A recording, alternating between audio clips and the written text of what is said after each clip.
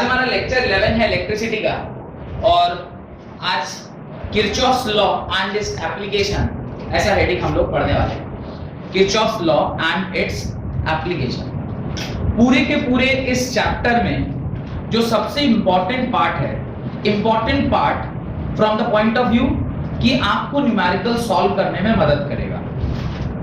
जो आपने इससे पहले वाला लॉ पढ़ा हुआ है दैट इज ओम्स लॉ, वो उसकी कुछ अपनी एक लिमिटेशन है। वो एक जगह जाकर क्या हो जाता है, अपना काम करना बंद कर देता है कुछ कॉम्प्लिकेटेड सर्किट्स में। वैसे ओम्स लॉ तो हर ब्रांच ऑफ सर्किट में इंडिविजुअली एप्लीकेबल होगा, पर ओवरऑल आप किसी सर्किट की पूरी सर्किट में बात करें तो वहां पे हो सकता है कि आपका जो ओम्स लॉ है या ओम्स लॉ का जो इक्वेशन है या आर इक्विवेलेंट निकालने का जो तरीका था दैट इज सीरीज में है तो आप उसे R1 + R1 R2 + R3 लिख लीजिए, पैरेलल में है तो 1/R इक्विवेलेंट = 1/R1 + 1/R2 ऐसे आप लिख लीजिए। ऐसे लिख पाना थोड़ा सा डिफिकल्ट हो जाएगा क्योंकि आपको यही नहीं समझ में आएगा कि करंट किस प्रकार से डिवाइड हुआ, थोड़ा सा कॉम्प्लिकेटेड हो जाता है। तो उस केस में किरचॉफ आपके रेस्क्यू के लिए फिजिक्स में पहुंचता है। तो लिखिए, in the year 1842 Kirchhoff KIRCHHOFF Kirchhoff नामक साइंटिस्ट ने लॉ दिया जिसको हम लोग किरचॉफ लॉ बोलते हैं। Kirchhoff gave the following two rules, दो नियम बताए, following two rules to solve the complicated electrical circuit. बहुत कॉम्प्लिकेटेड इलेक्ट्रिकल सर्किट को सॉल्व करने के लिए कुछ दो नियम बताए। नियम की जरूरत क्यों पड़ी? Ohm's law was not sufficient. Ohm's law sufficient नहीं था सर्किट को सॉल्व कर पाने के लिए। लिखें आगे, Ohm's law was simply not adequate. Ohm's law was simply not adequate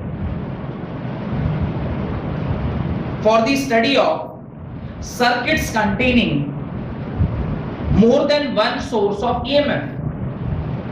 Ohm's law is simply not adequate for the study of the circuit containing more than one source of EMF. एक source of EMF से ज्यादा। यही reason था कि last class में जो आप लोगों ने सेल्स के बारे में पढ़ा है, combination of cells in series and cells in parallel, उस सेल्स इन सीरीज और सेल्स इन पैरेलल के केस में मैंने आपको बताया कि किस प्रकार से सेल्स जब सीरीज में रहते हैं तो उसका I कैसे निकालते हैं, उसका E इक्विवेलेंट कैसे निकलता है, इंटरनल रेजिस्टेंस किसी सेल में है तो वो उसका कंट्रीब्यूशन उस पर्टिकुलर सेल में क्या होता है, ये सारी चीजें हम लोग लास्ट क्लास में देख चुके हैं। उसके अंदर जब टू सेल सिस्टम हम लोग देख रहे थे उसके अंदर आपको E इक्विवेलेंट का फॉर्मूला मैंने बताया होगा कि अगर दोनों एक साइड के हैं, एक साइड मतलब क्या होता है मैं ये बोल रहा हूं, अगर दोनों इस तरीके से लगे हुए यानी both are same like this type of combination, this is positive, this is negative and again this is positive, this is negative, इसका जो इक्विवेलेंट लिखेंगे वो लिखेंगे E1 + E2। लेकिन जब आप इस प्रकार से सेल्स को लिख रहे हैं यानी कुछ इस प्रकार का कॉम्बिनेशन है, this is plus, this is minus and this is minus, this is plus, तो आप लिखेंगे E equivalent is equal to, अगर ये E1 है ये E2 है, यहाँ पर भी ये E1 था और ये E2 था, तो इसका इक्विवेलेंट लिखेंगे E1 plus minus of E2 that is E1 minus E2। तो यही मैं लास्ट क्लास में आपसे बताना चाह रहा था। मैंने कहा था कि एक इंपॉर्टेंट सी चीज है जो आपको किरचॉफ में काम आएगा, वो यही है कि जब सेम पोलैरिटी वाले सेल्स एक लगातार में लगाए गए हैं तो आपने सिंपली क्या कर दिया था, उसे ऐड कर दिया था और कहा था E इक्विवेलेंट क्या होगा, E1 + E2 + E3। अगर बहुत सारे हैं तो प्लस EN तक जा सकता है। लेकिन अगर उसकी पोलैरिटी रिवर्स कर दी जाए, इसके बारे में हम लोगों ने लास्ट क्लास में कोई डिस्कशन नहीं किया था, तो अगर पोलैरिटी रिवर्स कर दी जाती है तो जो साइन है वो एक्चुअली क्या हो जाता है, चेंज हो जाता है। जो प्लस E2 था वो अब क्या हो गया, माइनस E2। जो पहले सोर्स की तरह काम कर रहा था, अब देखिए अगर करंट को समझेंगे तो यहाँ अगर मैं देखूं तो करंट यहाँ से निकल रहा होगा और इसकी बात करें तो ये करंट उधर भेज रहा होगा क्योंकि करंट हमेशा कहां से निकलता है, पॉजिटिव टर्मिनल से। तो अगर मैं करंट की बात करूं तो आपस में एक दूसरे को क्या कर देंगे, अपोजिट होगा। तो इसी सब के कॉम्प्लिकेशन को सॉल्व करने के लिए किरचॉफ ने कुछ नियम बनाए। उसके दो नियम हैं, दो लॉ हैं या दो रूल है। पहला रूल जो है, देखिए, these law were stated as follows, लिखें, These laws were stated as follows. पहला किरचॉफ्स फर्स्ट लॉ, जिसको जंक्शन रूल भी कहते हैं, जिसको जंक्शन, किसी एक पॉइंट को जंक्शन बोला जाता है ना। जंक्शन में से ज्यादातर हम लोग कहाँ यूज करते हैं? रेल में, रेलवे में जंक्शन वगैरह रहता है ना, टाटा नगर जंक्शन या सो कॉल्ड और भी बहुत सारे जंक्शन हैं। अच्छा, जंक्शन के अलावा एक और चीज होती है, पता नहीं मेरे को तो ध्यान नहीं आ रहा है, पर Puri is what? Have you been to Puri? Someone have been to Puri? Puri में आप देखेंगे वो जंक्शन नहीं है, that is end of the root.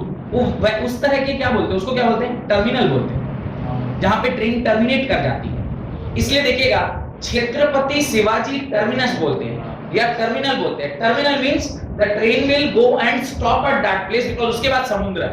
समझ में आ रहा है? जंक्शन मींस जहां पर कंटीन्यूअस फ्लो है, इधर से कुछ आया तो उधर से निकलेगा ही, वो रुक नहीं सकता। वैसे ही ये जो जंक्शन रूल है, इसमें भी किरचॉफ भाई साहब ने क्या बोला? किरचॉफ भाई साहब ने बोला कि अगर कोई एक वायर है, लिखवाता हूं, पहले समझते हैं। अगर कोई वायर है तो उस वायर में जो आपका करंट फ्लो कर रहा है, जितना इनकमिंग करंट है उतना ही आउटगोइंग करंट होगा।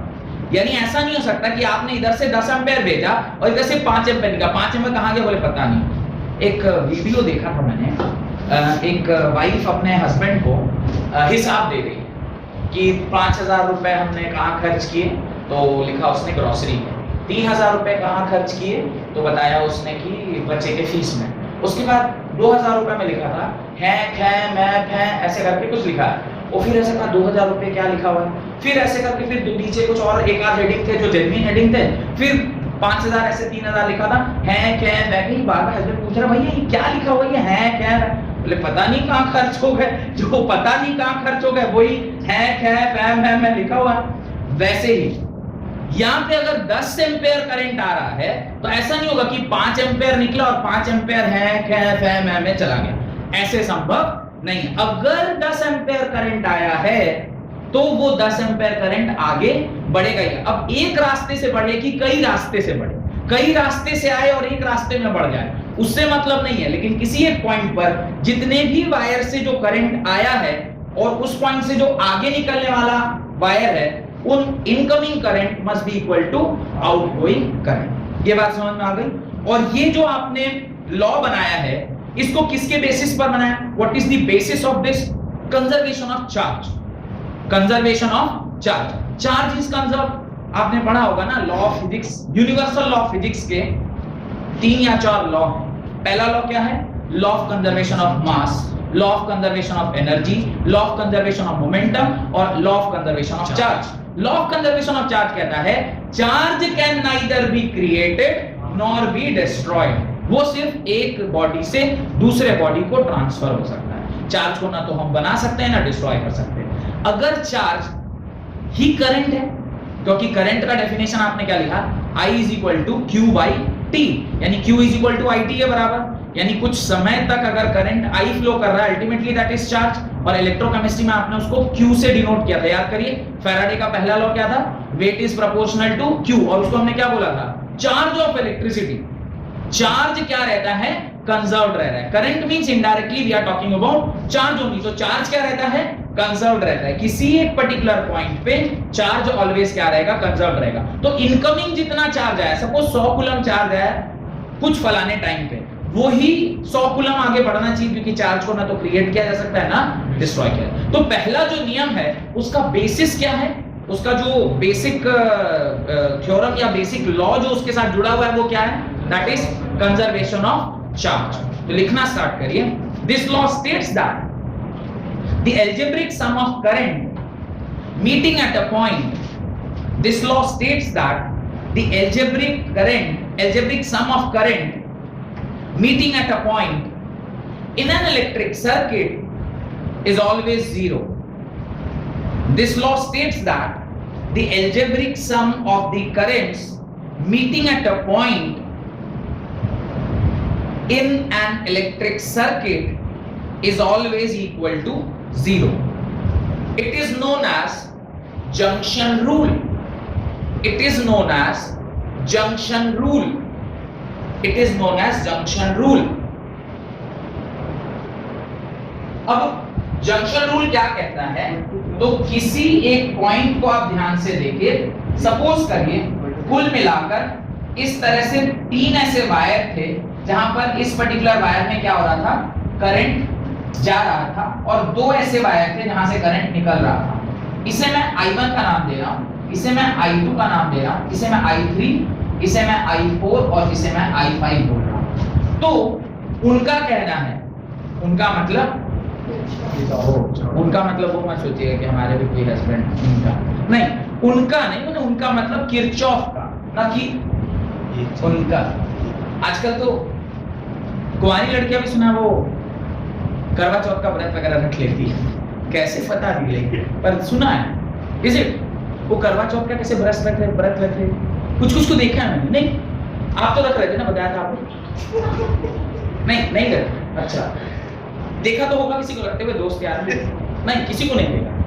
अच्छा वो कैसे रख ले रहे, वो तो कुछ उसका फेनोमेनल कुछ रहता है ना, like if you are married only then only you can do करो। हाँ खैर आजकल तो ये सब आम हो गया, वो ओयो जब से आया है तब से सब गड़बड़ हो रहा है। खैर तो इस प्रकार से अगर कहीं पर इस तरह का सिस्टम है तो कुछ करंट किसी पॉइंट पर आ रहा है और वहां से कुछ करंट क्या हो रहा है, बाहर निकल रहा है। जब हम लोग इस करंट को आपस में एक दूसरे के साथ लिखेंगे, मैं लिखूंगा I1 plus I2 plus I3 minus I4 minus I5 is equal to 0, या फिर minus I4 minus I5 ना लिखे मैं लिखता हूँ plus minus I4 plus minus I5 is equal to 0। पढ़िए एक बार स्टेटमेंट, उसने क्या बोला है स्टेटमेंट, जो करंट सिस्टम में आ रहा है, क्या बोला उसने, किसी एक पॉइंट पर the law states that the algebraic sum of all the current meeting at a point in an electric circuit, किसी एक पॉइंट में इलेक्ट्रिक सर्किट के जो करंट आ रहा है या जा रहा है, एक पॉइंट पर जो उसका सम है वो क्या है, 0 है। अब आपके मन में एक डाउट आएगा, साहब आपने सम तो किया पर ये 2 के सामने नेगेटिव क्यों कर दिया, और नेगेटिव किया तो I1 I2 I3 के सामने क्यों नहीं किया, I4 I5 के सामने ही क्यों किया, ऐसे आपके मन में एक डाउट आना चाहिए। तो एक साइन कन्वेंशन बनाया गया है, जो साइन कन्वेंशन कहता है कि जब करंट सिस्टम में आ रहा है, यानी किसी एक पॉइंट की ओर करंट आ रहा है, तो उसे आप क्या मानोगे, पॉजिटिव मानोगे, और जब करंट उस पॉइंट से निकल रहा होगा तो उसे आप क्या मानोगे, नेगेटिव मानोगे। ऑब्वियसली ऐसे ही जैसे अपने पास पैसा आ रहा है तो उसको पॉजिटिव बोलते हैं, और पैसा निकल जाए तो, और जिसके पास पैसा है ही नहीं, न्यूट्रल नहीं, 0। मेरा एग्जांपल भी ले सकते हो, प्रथम। तो इस प्रकार से इस पॉइंट पर हंस, मतलब आप मेरे पैसा न होने वाले स्थिति पर हंस रहे हैं, नहीं आपका बात पे। अच्छा तो ये I1 I2 I3 चूंकि इनकमिंग करंट था, तो इनकमिंग करंट होने की वजह से यहां पर जो वैल्यूज थे वो हमने क्या लिए, पॉजिटिव लिए, और I4 I5 क्योंकि वहां से निकल रहा था, आउटगोइंग था, खर्चा हो रहा था, इसलिए उसको क्या लिखा, नेगेटिव लिखा। और जब इन साइंस को आगे पीछे ऐसे करके लिखेंगे, जैसे I1 plus I2 plus I3, ये नेगेटिव है, उधर जाएगा तो क्या होगा, पॉजिटिव, ये नेगेटिव है, उधर जाएगा तो क्या होगा, पॉजिटिव। तो ये तीनों क्या थे, incoming current must be equal to outgoing current, always constant होना चाहिए। अगर कांस्टेंट नहीं हुआ तो law of conservation of charge क्या हो जाएगा, फेल हो जाएगा। तो ये हमेशा क्या होना चाहिए, कांस्टेंट होना चाहिए। तो ये डायग्राम आप अपनी कॉपी में लिखें, और उसके बाद मैं आपको बताता हूं कि साइन कन्वेंशन क्या है, उसको आपको सुंदर से अक्षरों में लिख लेना चाहिए, क्योंकि इस पूरी जो किरचॉफ लॉ का एप्लीकेशन है वो साइन कन्वेंशन के ऊपर ही चल रहा है। साइन कन्वेंशन गलत कर दिया, पूरा का पूरा सवाल गलत, साइन कन्वेंशन सही कर दिया, पूरा का पूरा सवाल सही बनेगा। तो बस साइन कन्वेंशन का ही खेला है, उस खेला को हम लोग को समझना है। जैसे बंगाल में दीदी ने क्या बोला, खेला होबो, तो खेला को हम लोग को होबे। अच्छा, you are Bengali or what, you are not Bengali, अच्छा देन आल्सो यू आर होबे, अच्छा गुड। तो खेला होबे हम लोग को भी खेला होबे करना है, ठीक है। वैसे ही समझिए जैसे बंगाल में मोदी जी जाके बोल रहे हैं, तो हेबा का हेबो, हेबो का हेला, ऐसे कुछ तो होगा ही होगा, है ना। हाँ ये कह रहा है, yes sir, thank you for supporting. तो ये लिखिए, incoming current must be equal to outgoing current, लिख दीजिएगा उसके नीचे, incoming current must be equal to outgoing current. और ऐसा इसलिए होता है क्योंकि because this law is governed by universal law of physics. ऐसा इसलिए होता है बिकॉज, अब ये कैसे लिखेंगे, ऐसा इसलिए होता है बिकॉज, अब लिखिए this law is governed by, सीधे लिखिए this law is governed by, this law is governed by universal law of physics, that is law of conservation of charge, law of conservation of charge, law of conservation of charge, full stop. उसके नीचे लिखें junction rule can also be stated as law of conservation of charge, full stop. उसके नीचे लिखें junction rule can also be stated that sum of current entering the junction, sum of current entering the junction, junction में जितने currents enter कर रहे हैं, sum of current entering the junction is equal to the sum of current leaving the junction, sum of current leaving the junction. किसी एक point पे जो junction पे करंट इंटर कर रहा है उतना ही करंट उस पॉइंट से क्या होता है, बाहर निकलता है, फुल स्टॉप। साइन कन्वेंशन, ये लिख लिए ना कि sum of current entering the junction is equal to sum of current leaving the junction, यही चीज मैं बोलना चाह रहा था उस टाइम पे। उसके नीचे लिखें sign convention for Kirchhoff's first law, sign convention for Kirchhoff's first law. Kirchhoff का जो पहला नियम है उसका साइन कन्वेंशन क्या है, तो जो इंटर करने वाला करंट होता है उसको कैसा लेते हैं, पॉजिटिव लेते हैं, और जो बाहर निकलने वाला करंट होता है उसको कैसे लेते हैं, नेगेटिव लेते हैं। तो लिखें उसके नीचे the current flowing towards the junction, the current flowing towards the junction of conductor is considered as positive, the current flowing towards the junction of conductor is considered as positive, and the current flowing away from the junction, the current flowing towards the junction of conductor is considered as positive, and the current flowing away from the junction is taken as negative, is taken as negative। तो current towards the junction जो आ रहा था उसको positive लेते हैं, और away from the junction जा रहा था उसे हम लोग क्या लेते हैं, नेगेटिव लेते हैं। यहां तक कोई डाउट है तो पूछिए। पहला नियम, किरचॉफ का पहला रूल या किरचॉफ का पहला लॉ, इसके अंदर कोई डाउट है तो पूछिए। सवाल कैसे बन सकते हैं, आपसे ये तो कोई नहीं पूछेगा ना कि भाई एक पॉइंट के ऊपर 3 करंट दिए हुए हैं, चौथा निकल रहा है, बताओ पांचवा कितना होगा। ऐसे आपको लग रहा है क्या मन में कि इस तरह का कोई सवाल आपसे पूछा जाएगा? ये डायरेक्टली इसके ऊपर कोई सवाल नहीं पूछा जा सकता एक्सेप्ट दी स्टेटमेंट, कि आपसे स्टेट करवा ले कि भाई किरचॉफ का पहला रूल क्या है, आप स्टेट करिए और उसको प्रूव करके दिखाइए। तो स्टेट करेंगे, प्रूव कर देंगे, साइन कन्वेंशन के साथ लिख देंगे, 3 नंबर का सवाल होगा, पूरा नंबर मिल जाएगा। इसका जो एक्चुअल एप्लीकेशन होता है वो होता है सवाल को सॉल्व करने में। जब आप किसी न्यूमेरिकल को देखते हैं तो उस टाइम पे कभी कभार हम लोगों को एक वेरिएबल कम दिखाई देता है। जब कभी भी एक वेरिएबल कम दिखाई दे तो किसी एक पॉइंट जंक्शन पे आप क्या कर लेना, मतलब एक वेरिएबल ज्यादा हो गया और इक्वेशन कम दिख रही है, तो किसी एक पॉइंट पे आप क्या करना, जंक्शन रूल लगाना, तो क्या हो जाएगा, इनकमिंग करंट और आउटगोइंग करंट के बीच में एक रिलेशनशिप आ जाएगा और आप एक वेरिएबल को से क्या कर पाएंगे, कम कर पाएंगे। तो ये आपको प्रैक्टिकली जब आप न्यूमेरिकल सॉल्व करेंगे वहां पे आपको ये हेल्प करेगा। और इस डायरेक्टली कोई नहीं पूछेगा कि 5 तार दिया हुआ है उसमें से 4 तार का करंट पता है, बताओ 5वें तार का करंट कितना होगा। मैथ्स थोड़ा मतलब प्लस माइनस थोड़ी करवाएगा वो आपसे, तो इसके ऊपर डायरेक्ट कोई सवाल नहीं पूछा जाता। हाँ, स्टेटमेंट पूछा जा सकता है, प्रूफ आपसे करा सकता है, तो ऐसे कुछ भी लिख के प्रूफ कर दीजिएगा जो मैंने अभी किया है। हेडिंग डालें।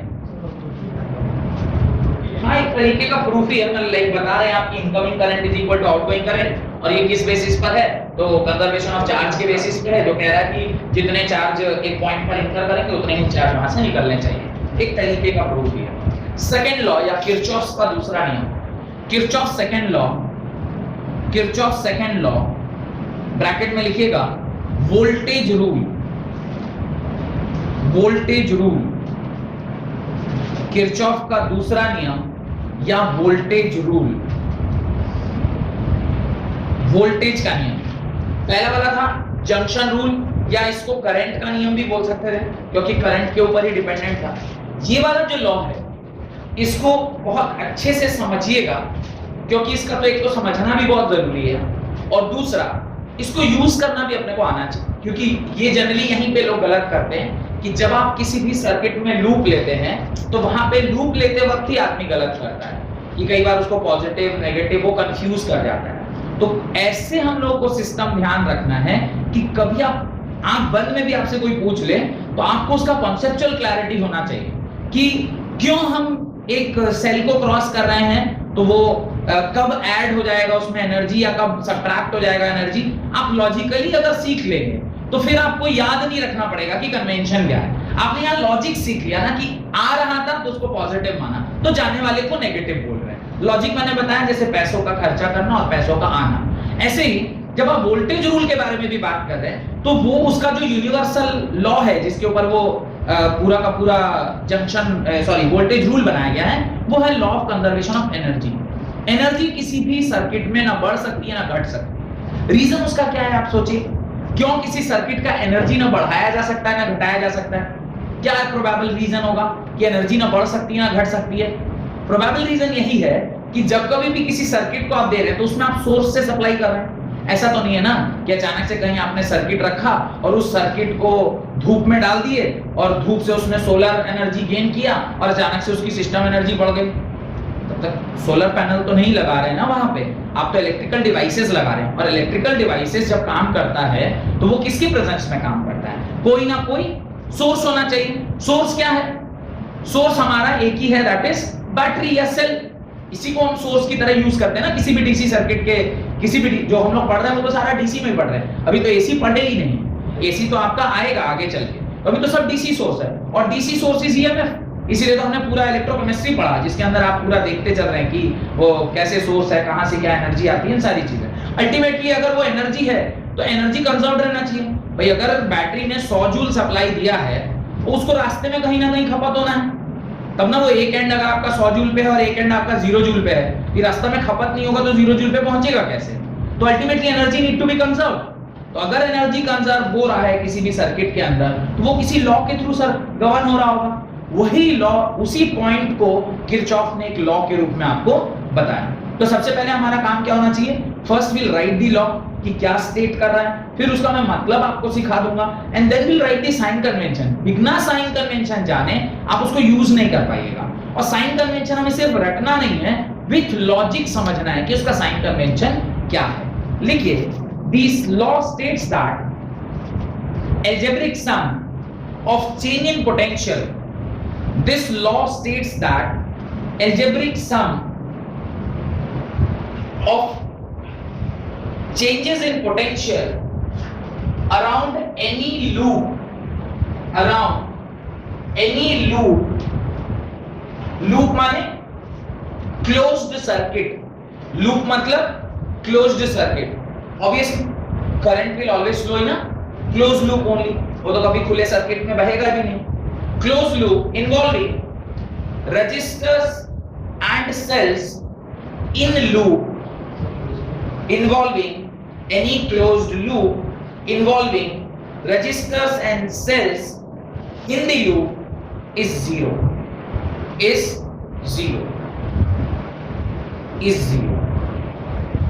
It means that in any closed part of an electrical circuit, it means that any closed part of an electrical circuit, the algebraic sum of the EMF, the algebraic sum of an EMF is equal to the algebraic sum of the product of resistances and current flowing through them, and current flowing through them is equal to algebraic sum of the product of resistance and current flowing through them. It is known as Loops law. It is known as loop rule या loop law. EMF is equal to the algebraic sum of the product of resistance and currents flowing through them. It is also known as loop rule या loop law. दो statement लिखवाए हैं आपको। पहला statement है कि जो नेट सर्किट का एनर्जी है किसी भी एक लूप में ऑलवेज इक्वल टू क्या होता है, जीरो होता है। पहला वाला मैं बाद में समझाऊंगा, दूसरा वाला पहले समझाऊंगा। यानी second part of this statement जहां से उसने बोला है इट ऑल्सो स्टेट दैट या इट मीन्स दैट, वहां के बाद का मैं पहले बता रहा हूं। क्या कह रहा है कि ईएमएफ ऑफ द सेल जो होता है वो प्रोडक्ट ऑफ रेजिस्टेंसेस के बराबर होता है, करंट एंड रेजिस्टेंस के प्रोडक्ट के बराबर होता है। ये क्या लिखा हुआ है, V is equal to I R. V is equal to I R. वो कह रहा है कि किसी भी सर्कुलर लूप में एक सोर्स होगा या एक से ज्यादा सोर्सेज होंगे, वो ही सिस्टम में एनर्जी प्रोवाइड करने का काम कर रहा होगा। कोई दिक्कत? सेकेंड बात जो मैं बोल रहा हूं वो ये है कि रजिस्टर्स जो होता है उसमें जब करंट फ्लो करता है तो वो कुछ एनर्जी कंज्यूम करता है, इसलिए उसके अक्रॉस पोटेंशियल ड्रॉप करता है। मैंने आपको जब सीरीज का डेरिवेशन करा रहा था मैंने बताया था कि V वोल्ट लगा है तो अगर तीन रजिस्टर्स हैं तो V1 V2 V3 potential drop होता हुआ कहां आ गया, वापस से जीरो को आ गया। तो V1 plus V2 plus V3 तीनों मिलाकर पूरा पोटेंशियल बना था। बात समझ में आई? तो इसका मतलब जब जब हम लोग एक रजिस्टर को क्रॉस करेंगे there will be some drop in the energy, यानी वो रजिस्टर एनर्जी कंज्यूम करने का काम कर रहा है।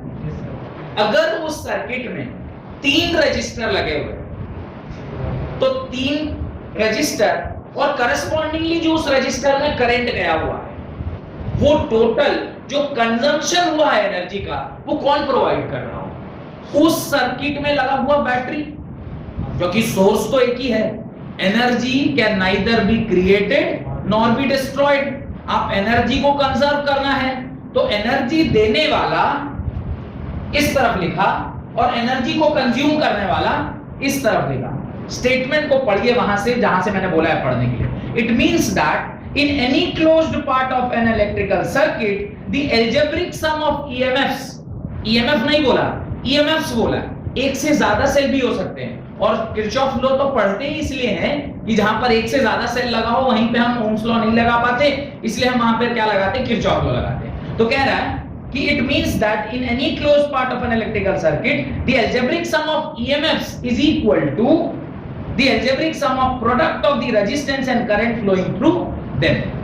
तो जितना एनर्जी देने वाला चीज है वो एक तरफ और एनर्जी को कंज्यूम करने वाला चीज एक तरफ, इन दोनों को बराबर कर सकते हैं। Energy given by to the circuit is equal to energy consumed by the circuit. और इसी को एक स्टेप ऊपर में लिखेंगे तो क्या लिखेंगे, EMF minus IIRI is equal to क्या होगा, जीरो। इधर अगर पॉजिटिव है तो इधर आके क्या होगा, नेगेटिव। और अगर इसको ढंग तरीके से थोड़ा और एक स्टेप ऊपर लिखेंगे तो क्या लिखेंगे, EMF plus minus of IIRI is equal to zero. Algebraic. अब आप ऊपर वाला स्टेटमेंट पढ़िए। ऊपर वाला स्टेटमेंट क्या कह रहा, this law states that the algebraic sum of changes in potential, changes in potential मतलब ये देने वाला ये लेने वाला, चेंजेस इन पोटेंशियल चाहे जैसा हो, चेंज तो पॉजिटिव भी हो सकता है और नेगेटिव। तो changes in potential around any closed loop involving resistors and cells. Cell होगा तो एनर्जी देगा, रजिस्टर होगा तो एनर्जी कंज्यूम करेगा। Resistors and cells in a loop is zero. ये भी समझ में आ गया। इससे ये कैसे लिखा ये भी समझ में आ गया, और इससे ये कैसे लिखा ये भी समझ में आ गया। और जो तीसरी लाइन है ये क्या लिखी हुई है, energy given by the system is equal to energy consumed by the system. System में आपने जितनी डीसी सोर्स से एनर्जी दिया था उसमें लगा हुआ रजिस्टर्स में जब करंट फ्लो किया तो उसने उसको क्या कर लिया, कंज्यूम कर लिया। और ये दोनों हमेशा क्या होने चाहिए, बराबर भाई, क्योंकि और तो इसके अलावा कोई सोर्स नहीं ना, बाहर से तो आप कुछ लाके दे नहीं रहे उसको, तो यही होगा। डन। ये तीन लाइनें आप वहां पर लिख लें। और इसी को हम क्या बोलते हैं, लूप लॉ या लूप रूल बोलते हैं, या इसी को हम लोग किरचॉफ का दूसरा नियम, जिसका बेसिस क्या है, law of conservation of energy. Energy conservation कर रहे हैं। Whatever energy was given to the circuit was actually consumed by the circuit. और यही अब वो एक से ज्यादा सेल है और एक से ज्यादा करंट और एक से ज्यादा रेजिस्टर्स में ऐसा देखा गया। ज्यादा क्लैरिटी इसके एप्लीकेशन से आपको समझ में आएगा कि इसको यूज कैसे करते हैं। तो पहले यूज करने योग्य बनिएगा तब ना यूज करिएगा। तलवार हाथ में खाली पकड़ लेने से चलाने नहीं ना आएगा, तो चलाने आने के योग्य बन जाइएगा। जब योद्धा बन जाइएगा तब ना तलवार चलाइएगा। तो अभी योद्धा बनने का काम कर रहे हैं। आप लॉ जान रहे हैं, उसके साइन कन्वेंशन को पढ़ रहे हैं। साइन कन्वेंशन पढ़ने के बाद उसको यूज करना सीखेंगे। जब साइन कन्वेंशन पढ़ लीजिएगा तो आपको समझ में आएगा कि इस पर्टिकुलर लॉ को किसी भी सर्किट में कैसे यूज करना है। तो बन जाएगा योद्धा। लड़का लोग बन जाएगा अशोक और लड़की बन जाएगी रानी लक्ष्मीबाई। आपस में लड़ेगी भी, लड़ सकते हैं, क्यों नहीं लड़ाई होगी अशोक में और रानी लक्ष्मीबाई में? दोनों अलग अलग एरा में आए थे रे बेहुदा, हिस्ट्री बिल्कुल ही नहीं पढ़ा है क्या? अलग अलग एरा में आए थे ना, तो आपस में कैसे लड़ेंगे? लक्ष्मीबाई आई बहुत बाद में, अशोक कलिंग बहुत पहले आए, तो दोनों आपस में कैसे लड़ेंगे? लेकिन लड़का तो अशोक ही है, पर इसमें क्या डिटोरिएशन आ गया जानते हैं? लड़का सब अशोक हम बोलते थे योद्धा बनेगा, साला सब कृष्ण कन्हैया बन गया। जिधर देखो बेटा कटरानी और वो राधा सबके पीछे, और कौन था जो जिसके साथ वो वृंदावन में खेला खेलते रहे थे? वृंदावन में किसके साथ खेला खेलते थे कृष्ण भगवान? राधा के साथ। राधा तो एक थी यार, गोपियों के साथ। तो आजकल का लड़का हो गया है कृष्ण कन्हैया। इसको एक रुक्मणी से काम चलने वाला नहीं है। खाली राधा नहीं चाहिए, राधा एंड अदर्स। साला स्टेटस भी ऐसे अपलोड करेगा, I was enjoying in Jubilee Park with Ram Kumari and others. Ram Kumari ऐसे कुछ बोल दिया, कुछ भी एक कुमारी एंड अदर्स, 16 अदर्स। माने उसका क्या है? माने उसका यही ना है कि तुम कृष्ण कन्हैया हो, मैं तुम्हारी राधा का तुमने पहला नाम लिखा और 16 अदर्स माने गोपियों के साथ घूम रहे थे। स्टेटस में तो इसी तरह आ रहा है आजकल ना। योद्धा बनना है, अशोक बनना है, कृष्ण नहीं बनना है कि लगे पड़े बेटा वृंदावन में। समझ रहे? तुम ज्यादा समझना चाहिए। नहीं बोलने तुम कर रहे हो यार, बोलना नहीं है तुम्हारा, तो कृत्य बोल रहा है। क्या साइन कन्वेंशन लिखो, right? This sign convention of Kirchhoff second law. तो मेरे ख्याल से ये यूज करने का जो टेक्निक है वो भी मैं आपको सिखाता हूं। पहले उससे साइन कन्वेंशन बहुत इंपॉर्टेंट है, उसको आप लिखिए, write? The product of resistance and current in an arm of a loop. बहुत अच्छे से समझिएगा और बहुत अच्छे से लिखिएगा भी, सुंदर हैंडराइटिंग है। सुंदर भी लिख सकते हैं, कुछ लोग खुशबूदार भी लिख सकते हैं। हैंडराइटिंग खुशबूदार भी होती है। लड़कियों के लिए हैंडराइटिंग सुंदर और लड़कों के लिए हैंडराइटिंग खुशबूदार। Is it? ये क्या है? हाँ वो क्या पता, हम बोले हमको क्या था। अच्छा, वो एक पेन आता है ना जिससे वो सेंट आता है, हैव यू सीन दैट? 3 रुपया, वो 3 रुपए वाला पेन। तुम रुपए के पीछे बहुत भागते हो। 3 रुपए वाला pen, it has some fragrance. वो कोई बच्चे ना एग्जाम उसी पेन से देते हैं, मन मोहने के लिए मास्टर। एक बार क्या देखा, लड़का का नाम लिखा था, उससे सेंट आ रहा था। क्या ही मन मोहेगा वो मास्टर का। चलो लड़की का नाम लिखा रहता, फिर उससे सेंट आता तो शायद कुछ एक आध नंबर एक्स्ट्रा निकल सकता था। चलो लड़का के नाम में से सेंट आता था ना बेहुदा। तब गे-लुसैक्स लॉ का हमको याद आ गया। लिखिए द प्रोडक्ट। अभी गे-लुसैक्स लॉ का पूरा याद आया, खाली आगे तुम वहीं रुक गए तो पूरा लॉ याद आया। लिखिए the product of resistance and current in an arm of a loop is taken as positive if the direction of current in that arm is the same sense as one moves। मैं वापस से बोल रहा हूं, the product of resistance and current in an arm of the loop is taken as positive if the direction of current in that arm is in the same sense as one moves, as one moves। थोड़ा सा statement जो है वो थोड़ा अजीबोगरीब भाषा में लिखा हुआ, पर उसको सिंप्लीफाइड फॉर्म में मैं आपको बताता हूं कि वो क्या कहना चाह रहा है। वो कहना चाह रहा है कि सपोज करिए कोई इस प्रकार का एक सर्किट है जहां पे इस प्रकार से एक से ज्यादा सेल और एक से ज्यादा रजिस्टर्स लगे हुए हैं। कुछ इस प्रकार से, ऐसा कुछ भी ऐसे रैंडमली बना रहा हूं। अब देखिए, चलिए ठीक है, ये सिंगल लूप सिस्टम ही रहते थे। अब अगर मैं कह रहा हूं कि यहां से करंट I फ्लो कर रहा है और ये रेजिस्टेंस R है, तो कन्वेंशन कह रहा है कि अगर आपने खुद से बनाया हुआ जो लूप है, ये वाला कौन बनाता है, ये अंदर वाला जो गोला बनाया कौन बनाता है, ये हम खुद से बनाते हैं। ये बुक में बना हुआ नहीं मिलता, ये एग्जाम में पेपर में बना हुआ नहीं होता। इस हर सर्किट में खुद से सॉल्व करने के लिए we take a sense. What sense? Either we will take a clockwise sense or we'll take a anti-clockwise sense। जो भी सेंस हमने लिया है, अभी यहाँ पे मैंने क्या सेंस लिया हुआ है, क्लॉकवाइज सेंस लिया है, और डायरेक्शन ऑफ करंट वो भी उसी के दिशा में है। देखिए दोनों सेम दिशा में है ना, both have same sense। Then उस पर्टिकुलर रजिस्टर को जब आप क्रॉस करेंगे तो उसकी वैल्यू आप पॉजिटिव IR लेंगे। क्या लेंगे? इसकी वैल्यू पॉजिटिव IR लेंगे।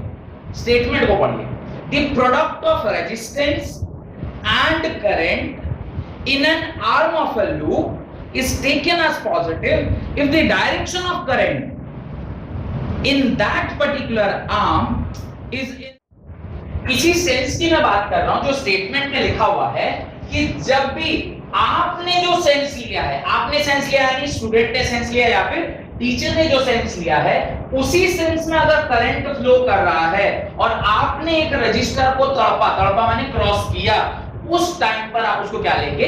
पॉजिटिव लेंगे। आगे लिखें, and it taken as negative and is taken as negative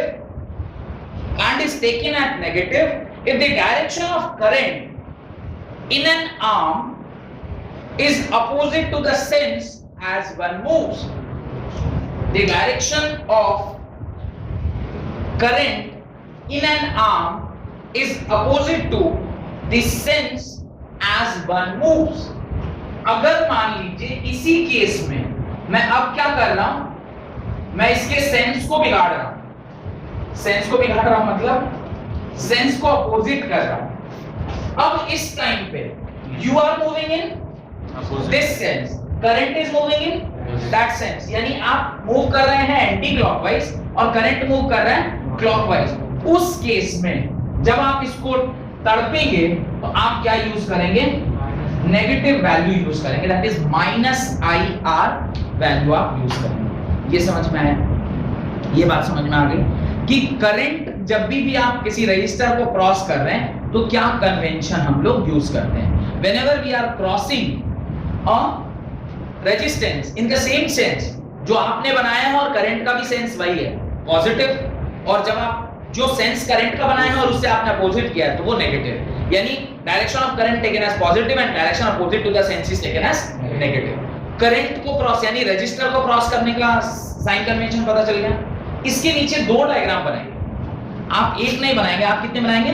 दो बनाएंगे, एक पहले वाला सेंस और एक बाद वाला सेंस, दोनों सेंस को आप बनाएंगे। और वहां पे बताइएगा कि current is also in clockwise direction, और जो हम लोगों ने डायरेक्शन लिया है वो भी क्लॉकवाइज है। If both the directions are same then we will take it as a positive, वो पॉजिटिव वैल्यू आएगा। और उसके सेकंड केस में बताइएगा कि जब आपने करंट का डायरेक्शन उधर है और आपने लूप को ऐसे घुमाया है तो वो कभी होगा? नेगेटिव होगा। उसको आप क्या लोगे? नेगेटिव लोगे। अब लॉजिकली अगर इसे समझने की कोशिश करें कि भाई सर आप तो कह रहे थे कि रटवाएंगे नहीं, लेकिन अभी तो आप कह रहे हैं रट लो कि भाई सेंस अगर सेम रहे तो पॉजिटिव मान लेना और सेंस अगर अपोजिट रहे तो नेगेटिव मान लेना। इसको क्या समझने का कोई तरीका है कि एक्चुअली क्या हो रहा होगा सर्किट में इन टर्म्स ऑफ एनर्जी?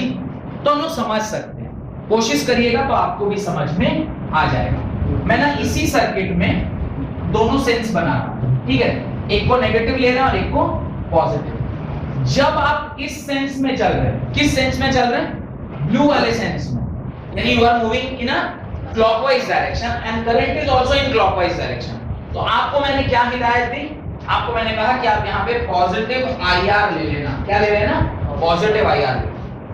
अब जब आप ये पूरी इक्वेशन लिखेंगे is equal to something is equal to 0, sum EMF plus this तब इज इक्वल टू 0 लिखेंगे, तो अब ये वाली वैल्यू इस तरफ आपने क्या लिखी है, पॉजिटिव, उधर जाएगा तो क्या हो जाएगा, नेगेटिव, यानी एनर्जी जो आपको मिला था वो क्या हो रहा है, कंज्यूम कर रहा है, सिस्टम ने उस एनर्जी को क्या कर लिया, कंज्यूम कर लिया। लेकिन जब आप यहां पर क्या लिख रहे हैं, नेगेटिव लिख रहे हैं, तो आप इस साइड पर क्या लिख रहे हैं, नेगेटिव, उस तरफ जाएगा तो क्या होगा, पॉजिटिव हो जाएगा, यानी सिस्टम में एनर्जी दिया जा रहा है क्योंकि आप अपोजिट चल रहे हैं उसके। जब सवाल सॉल्व कर रहे होंगे उस टाइम पे इन सारी बातों का ख्याल करना है। एनर्जी पॉइंट ऑफ व्यू से जो इक्वेशन लिखेंगे तो एक्चुअली ज्यादा अच्छा तब समझ में आता है ना जब मैं इसको पूरा न्यूमेरिकली आपको कैलकुलेट करके दिखा पाऊं, तब आपको इसका ज्यादा अच्छा फील आएगा। अभी थ्योरेटिकली मैं कितना भी बोलूंगा, जब तक आप न्यूमेरिकली एक सवाल खुद से नहीं सॉल्व कर लीजिएगा, आपको थोड़ा सा डाइजेस्ट करने में क्या होगा, दिक्कत होगा, ठीक है। फिर भी साइन कन्वेंशन तो लिखिए, write the sign convention for the voltage second part, जब ईएमएफ क्रॉस करते हैं तो इन टर्म्स ऑफ ईएमएफ जब आप लिखेंगे तो आप कैसे साइन कन्वेंशन यूज करते हैं उसको देखिए, राइट। व्हाइल ट्रैवलिंग अ रूप नहीं, व्हाइल ट्रैवलिंग अ लूप तो हमारे भाई का नाम, while traveling a loop the EMF of the cell is taken as negative, while traveling a loop the EMF of the cell is taken as negative if negative pole of the cell is encountered first, if negative pole of the cell is encountered first, otherwise positive, otherwise positive।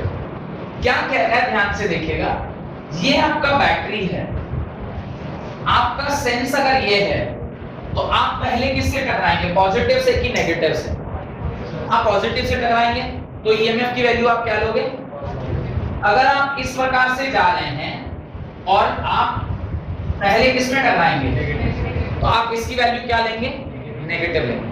Positive value लेने का मतलब you are crossing a particular EMF, जैसे ही आप इसको cross करिएगा आपका potential system का क्या हो जाएगा, बढ़ जाएगा, और यहां पर जब आप क्रॉस करेंगे तो सिस्टम का पोटेंशियल क्या हो जाएगा, घट जाएगा। तो इस प्रकार से पोटेंशियल के टर्म्स में ultimately everything is in the form of energy. Convention कहता है कि अगर पहले नेगेटिव टर्मिनल टकराया तो उसको आप क्या लेना चाहिए, नेगेटिव लेना चाहिए, और अगर पहले पॉजिटिव टर्मिनल टकराया तो उसको क्या लेना चाहिए, पॉजिटिव लेना चाहिए। ये बात आपको समझ में आ गई होगी। ये कन्वेंशन ध्यान रखना है।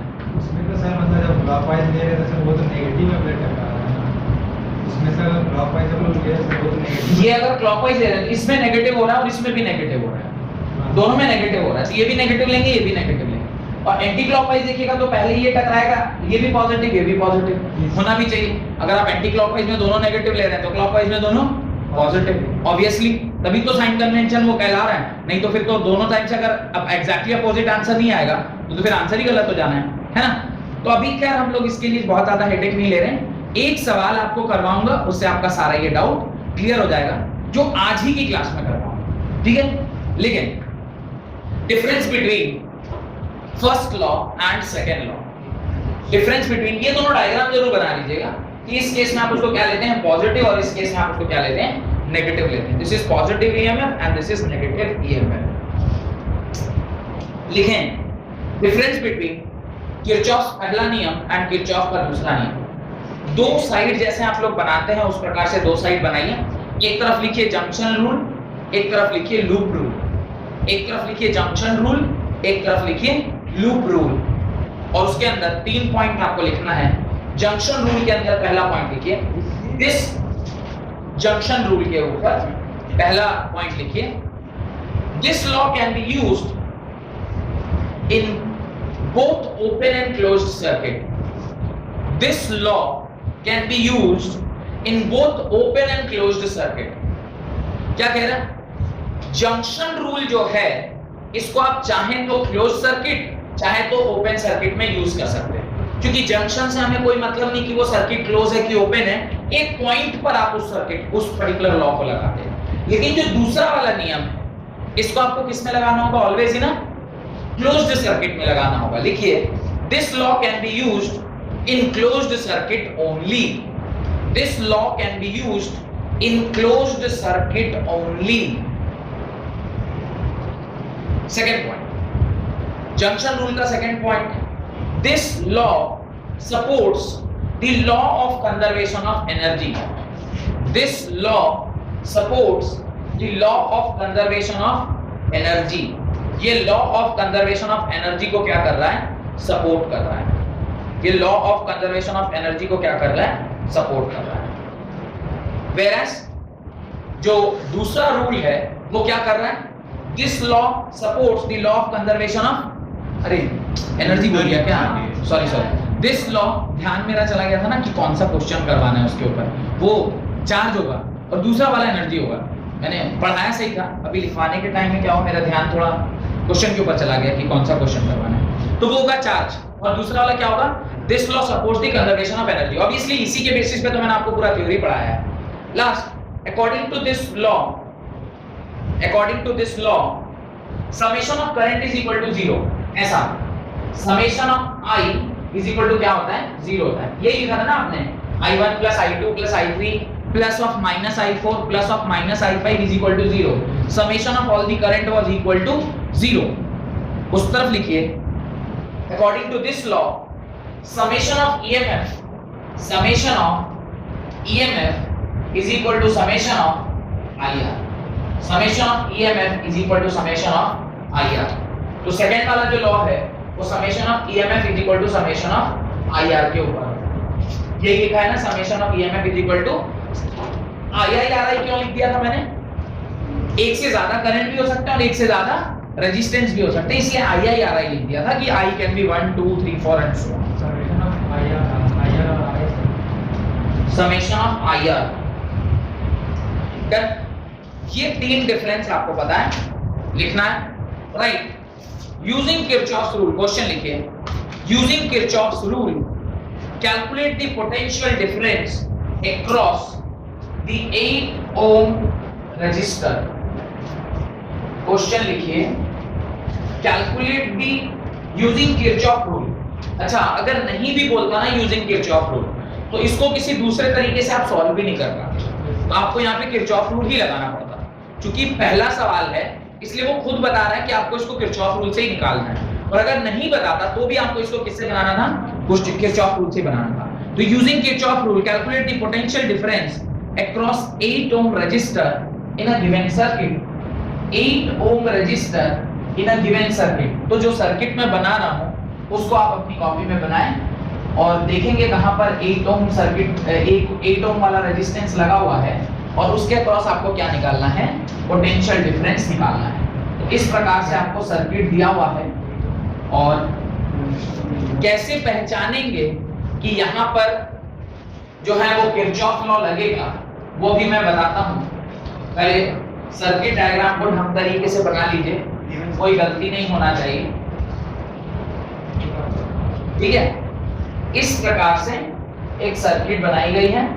यहाँ पे this is 2 ohm, this is 6 ohm, this is 8 ohm, नीचे वाला 1 ओम है और ये 4 ओम, ये 4 ओम है, ये 1 ओम है, और दो बैटरी दी गई है, एक 6 वोल्ट की बैटरी है और ऊपर वाला 4 वोल्ट का बैटरी है। इस प्रकार से सर्किट आपको दिया गया है और इन कॉर्नर्स के कुछ नाम भी दिए गए हैं, this is A B C D, और कुछ करंट के बारे में कोई जानकारी नहीं दी गई है।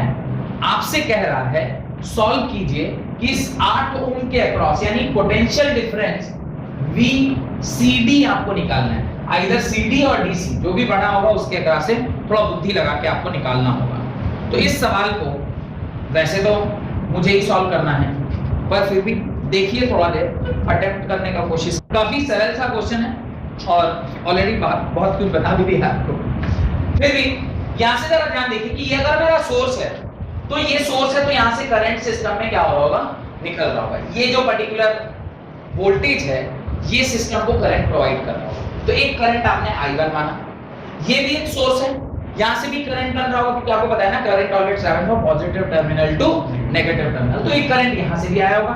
इस पॉइंट पे एट जंक्शन डी, आप जरा ध्यान से देखिए, at junction D, D junction के ऊपर क्या मैं जंक्शन रूल लगा सकता हूं? जंक्शन रूल कहता है कि जितना इनकमिंग करंट है वहां पे कौन कौन से इनकमिंग करंट है, I1 plus I2 must be equal to outgoing current that is equal to I3।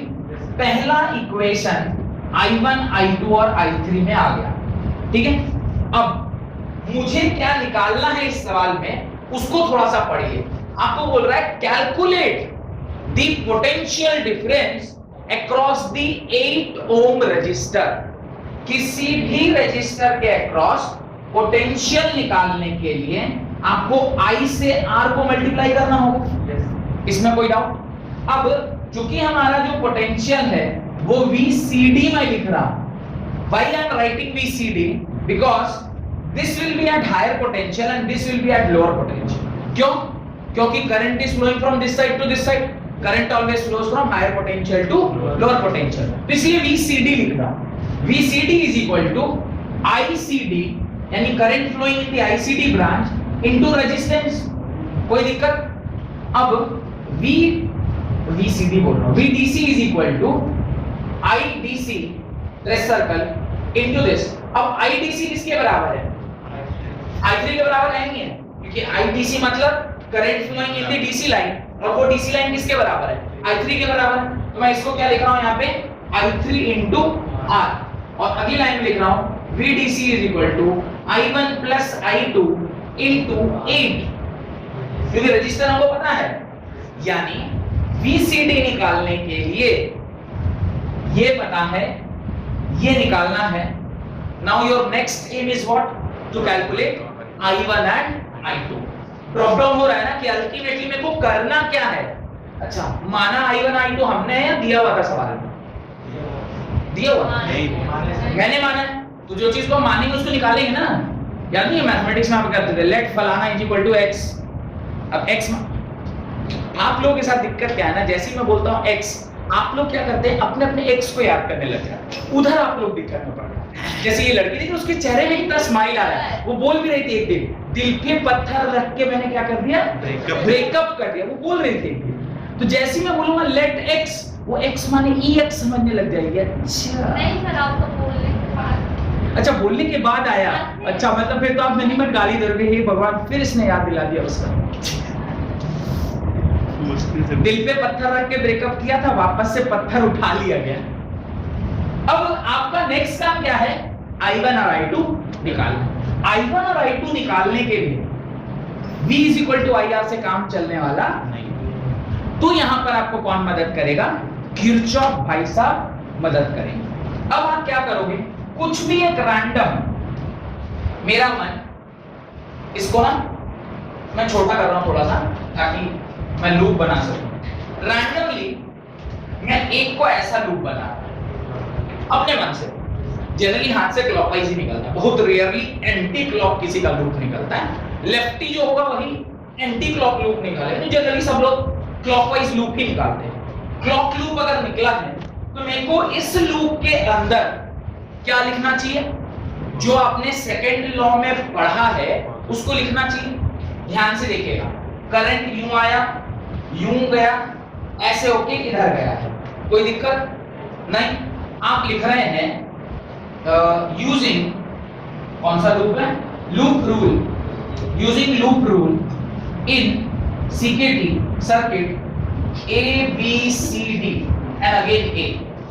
ABCD A में आप क्या यूज कर रहे हैं, वो कौन सा रूल यूज कर रहे हैं, लूप रूल यूज कर रहे हैं। लूप रूल कहता है, क्या कहता है लूप रूल, जब आप मूव कर रहे हैं तो पहले कौन सा टर्मिनल फंसा, पॉजिटिव, तो आप क्या लिखोगे, +4 लिखा था ना। जब पॉजिटिव टर्मिनल फंसे तो उसके सामने आप कौन सा साइन बोलोगे, +1। जब आप इस तरफ और आगे बढ़े, करंट का डायरेक्शन किधर था, I1 उल्टा, आप बढ़ रहे हैं उधर, तो सेम है, सेंस सेम है, अलग है, अलग है। तो लिखेंगे minus I1 into R1, R की जगह पे 2 लिख दूं, इंटू 2 लिख दिया, कोई दिक्कत? इस इक्वेशन में कहीं भी कोई दिक्कत नहीं होना चाहिए। पहली बार आप ये इक्वेशन लिखना सीख रहे हैं और इसी इक्वेशन से आपका आंसर आएगा। एक ही सवाल नाम कराएंगे, बाकी सारे सवाल आपको खुद ही करने हैं। तो ये एक ऐसा सवाल होगा जो स्टैंडर्ड क्वेश्चन है, जिसको देख के आप जब भी फंसिएगा तो आप इसको यूज करिएगा। सर ने जैसे किया ना उसी प्रकार से हमको करना है। अब यहां से और आगे बढ़े तो करंट कहां जा रहा है? ऊपर। आप कहां जा रहे हैं? तो फिर एक क्या लगाएंगे? Minus I1 into 6। यहां से फिर हम आगे बढ़े। अब करंट किधर जा रहा है और आप किधर आ रहे हैं? उल्टा। यहां पे फिर एक नेगेटिव आएगा और इस बार जो नेगेटिव होगा वो होगा I3 इंटू 8। इधर से फिर आप यहां पहुंचे, फिर यहीं पहुंच गए, तो ये इज इक्वल टू क्या होना चाहिए? 0। यानी पहला इक्वेशन इस प्रकार से आपने लिख दिया। अब अगले स्टेप पे आप क्या लिखोगे? 4 इज इक्वल टू, सबको उधर ले जाइए, twice of I1 plus 6 times I1 plus 8 times I3। कोई दिक्कत? अगले स्टेप में 4 is equal to 8 times I1 plus 8 times. Can I use this junction rule to substitute I3 as I1 and I2? क्योंकि ultimately जो मेरे को पता करना है वो क्या पता करना है? I1 I2। I3 का तो कोई सीन ही नहीं है उसके अंदर, तो अगर I3 का सीन नहीं है तो मैं यहाँ पे क्या लिख रहा हूँ? I1 plus I2। 4 is equal to 8 times I1 plus 8 times I1 plus 8 times I2। 4 is equal to 16 I1 plus 8 I2। और इसको जरा सा 4 के पकड़ा 4 के टेबल में थोड़ा सा कटिंग करिएगा तो इक्वेशन क्या बनेगी? 1 is equal to 4 times I1 plus 2 times I2। This is equation number 1। किस किस में इक्वेशन बन गई? I1 और I2 में पहली इक्वेशन बन गई। अब दो वेरिएबल है और इक्वेशन कितना है? तो ये सॉल्व कैसे होगा? और एक इक्वेशन बना रहा होगा। तो मैथ्स लिए हो क्या? लक्षण से बता नहीं, एक इक्वेशन अगर डॉक्टर साहब तो दो इक्वेशन लेनी होगी। अब दूसरा इक्वेशन कहां से आएगा?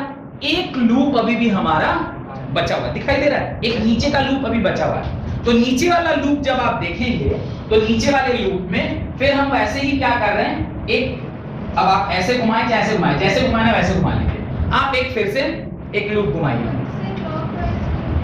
अरे ಇಲ್ಲ एंटी क्लॉकवाइज कुछ से।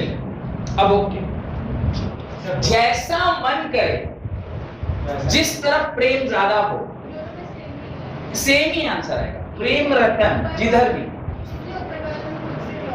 खुद से जिधर मन, जिससे मन मिलेगा उसी के सब जगह। तो इस प्रकार से आपका पहला इक्वेशन आ गया। इसमें भी है कि मतलब दो, जैसे दो है, दो लूप लेना है तो सेम ही लेना होगा, डिफरेंट कुछ भी कोई फर्क नहीं पड़ता, क्योंकि तुम जो भी लूप लोगे उसको तो कुछ कन्वेंशन से ही ना सॉल्व करोगे। और एनर्जी का इक्वेशन कभी भी गलत नहीं होगा, एनर्जी का इक्वेशन तो सेम ही आएगा भाई। तुम अगर उसको ड्रॉप करा रहे हो तो ड्रॉप होगा, अगर ऐड करा रहे हो तो ऐड होगा। फर्क क्या पड़ता है तुम कैसे लिए, क्योंकि लूप लेना का कोई कन्वेंशन नहीं। लूप तुम जैसा भी लो, उसको जब तुम सॉल्व करोगे तो उसका कन्वेंशन है। तो तुम जैसे भी लूप लो आंसर तो एक ही आएगा। ये पहला इक्वेशन आ गया।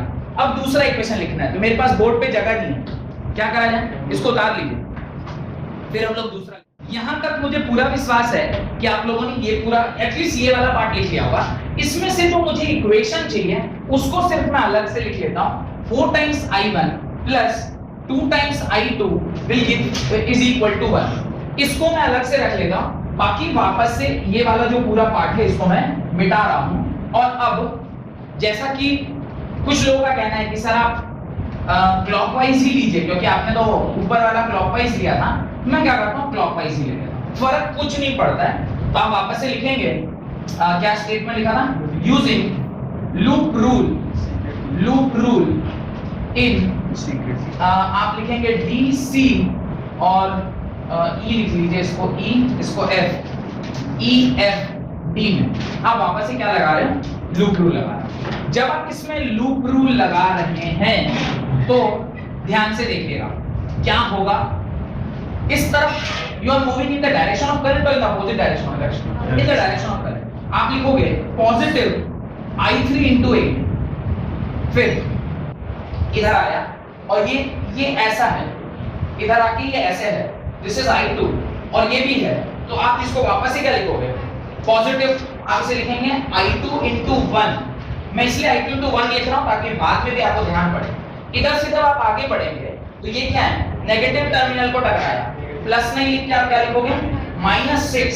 और यहां से जब आप ऊपर बढ़ रहे हैं तो ये क्या है?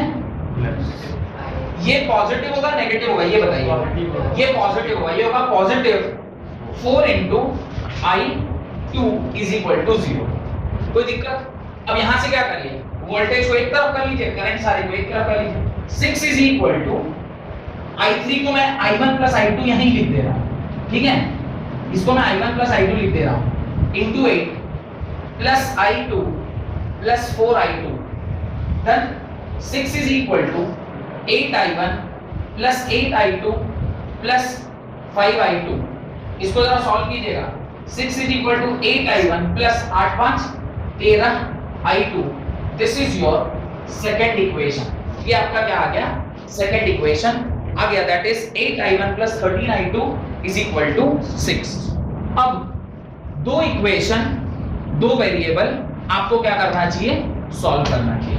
तो अब ये भी मैं सॉल्व करके दिखाऊं या आप अब सॉल्व कर लें?